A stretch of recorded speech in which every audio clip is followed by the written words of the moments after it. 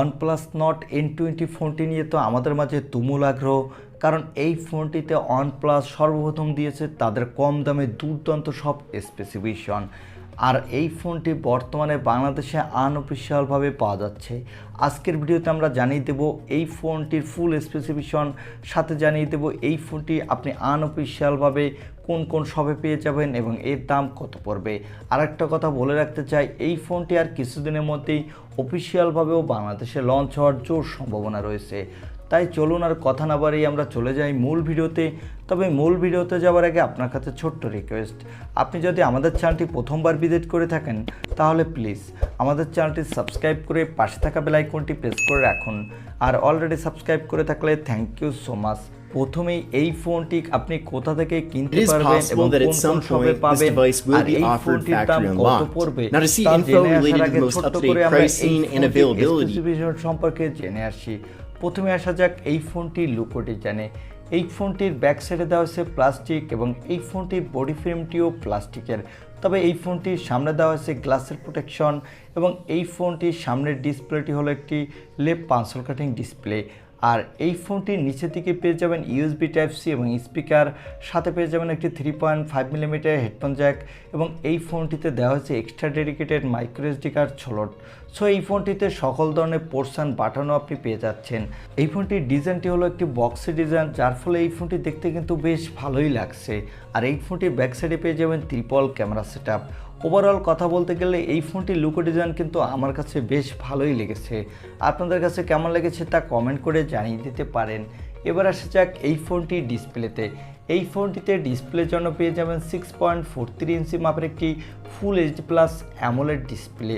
আর এই ডিসপ্লেতে দেওয়া হয়েছে গ্লাসের প্রোটেকশন এবং এই ডিসপ্লেটি অলওয়েজ অন ডিসপ্লে। আর এর PPI ডেন্সিটি হলো 409, যার ফলে আপনি ডিরেক্ট সানলাইটও এই ডিসপ্লেতে ব্রাইটনেসের তেমন কোনো ঘাটতি পাবেন না, ভালোভাবেই উপভোগ করতে পারবেন। সো এই ফোনটির ডিসপ্লে সেকশনও আমার কাছে এক কথায় দুর্দান্ত লেগেছে। তবে এখানে যদি অ্যাটলিস্ট 90 হার্টজের রিফ্রেশ রেট দিত তাহলে এই ফোনটির ডিসপ্লেটা আরেকটু বেটার হতো, বিশেষ করে গেমারদের জন্য।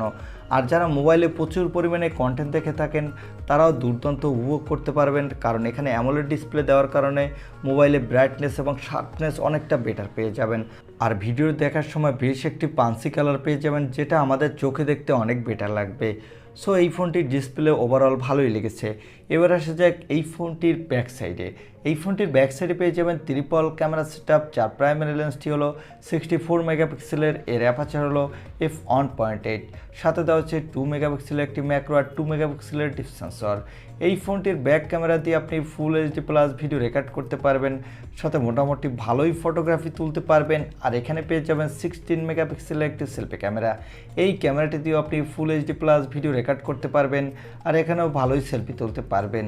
এই ফোনটির পাওয়ারের কথা বলতে গেলে এখান থেকে হচ্ছে স্ন্যাপড্রাগনের 695 5G প্রসেসরটি। এই প্রসেসরটি 6 ন্যানোমিটার আর্কিটেক্টে বিল্ড এবং এই প্রসেসরটি দিয়ে আপনি PUBG, free fire, call of duty, S9 মতো গেমগুলো হাই সেটিংসে ভালোই স্মুথলি প্লে করতে পারবেন, সাথে ভালো মাল্টিটাস্কিং করতে পারবেন। আর এই ফোনটিতে আউট অফ দ্য বক্স পেয়ে যাবেন Android 11, এর ব্যাকএন্ডে পেয়ে যাবেন OxygenOS 11। আর এই ফোনটিতে সিকিউরিটির জন্য দেওয়া হয়েছে ইন ডিসপ্লে অপটিক্যাল সেন্সর, আর এই সেন্সরটি কিন্তু ভালোই ফাস্ট হতে যাচ্ছে। এবং এখানে ব্যাটারির জন্য দেওয়া হয়েছে 4500 mAh একটি ব্যাটারি, সাথে দেওয়া হয়েছে 33 ওয়াটের একটি ফাস্ট চার্জার। আর এই ফোনটিতে দেওয়া হয়েছে extra dedicated micro SD card slot, তা আগেই বলেছি, যার ফলে আপনি আপনার প্রয়োজনের সময় এই ফোনটিতে ইচ্ছামতো স্টোরেজ বাড়িয়ে নিতে পারবেন। এটা আমার কাছে ভালো লেগেছে। আর এখানে পেয়ে যাচ্ছেন 3.5 মিলিমিটার হেডফোন জ্যাক, এটা গেমারদের জন্য তো খুবই কার্যকারী। এবং এই ফোনটিতে দেওয়া হয়েছে LPDDR4X র্যাম, সাথে পেয়ে যাবেন UFS 2.2 স্টোরেজ, যার ফলে এই ফোনটি র্যাম এবং স্টোরেজ ভেরিয়েন্টটি কিন্তু মোটামুটি ভালোই ফাস্ট হতে যাচ্ছে। এবং এই ফোনটি দুটি র্যাম ভেরিয়েন্টে মার্কেটে পাওয়া যাচ্ছে, 464GB এবং 6128GB। আর এই ফোনটি দুটি কালার ভেরিয়েন্টে মার্কেটে পাবেন, ব্ল্যাক এবং ব্লু। এবার জানিয়ে দেব এই ফোনটি বাংলাদেশে আপনি কোথা থেকে আনঅফিশিয়ালভাবে কিনতে পারবেন এবং এর দাম কত পড়বে। এই ফোনটি বাংলাদেশে প্রায় বড় বড় সকল শপেই আনঅফিশিয়ালভাবে পাওয়া যাচ্ছে। তবে যদি আপনি ঢাকা থেকে কিনতে চান তাহলে যমুনা ফিউচার পার্ক এবং বসুন্ধরা সিটি, এই দুইটি মার্কেট থেকে কিনতে পারবেন। তবে সেক্ষেত্রে আমি এক্স্যাক্টলি কোনো শপের নাম বলবো না, কারণ প্রতিটি শপে সব সময় অ্যাভেলেবেল এই মোবাইলটি থাকে না। সেক্ষেত্রে আপনাকে একটু নিজে কষ্ট করে খুঁজে নিতে হবে যে এই ফোনটি বর্তমানে কোন শপে পাওয়া যাচ্ছে। আর এই ফোনটির বেস ভেরিয়েন্টটি বর্তমানে পাওয়া যাচ্ছে 22,000 টাকার মধ্যে। আমার মনে হয় এই ফোনটি বাংলাদেশের মার্কেট প্রেক্ষাপটে ওয়ান অফ দ্য বেস্ট একটি ফোন হতে পারে এই 22,000 টাকার আশেপাশে। কারণ এই ফোনটিতে আপনি পেয়ে যাচ্ছেন দুর্দান্ত ডিসপ্লে, সাথে ভালো ক্যামেরা সেটআপ এবং দুর্দান্ত গেমিং প্রসেসর, যে প্রসেসরটি 5G সাপোর্টেড। আর ইদানিং তো সকল ফোনের দাম বাংলাদেশে অনেকটা বেশি বেড়ে যাওয়ার কারণে এই ফোনটি একটি বেস্ট ডিল আপনার জন্য হতে পারে। এই ছিল OnePlus Nord N20 5G এই ফোনটির একটি ছোটোখাটো রিভিউ। আই হোপ ভিডিওটি আপনার ভালো লেগেছে। আর ভিডিওটি যদি ভালোই লেগে থাকে তাহলে অবশ্যই একটি লাইক দিয়ে আমাদের চ্যানেলটি সাবস্ক্রাইব করে পাশে থাকা বেল আইকনটি প্রেস করে রাখুন। দেখা হবে অন্য কোনো ভিডিওতে। আজকের মতো আল্লাহ হাফেজ।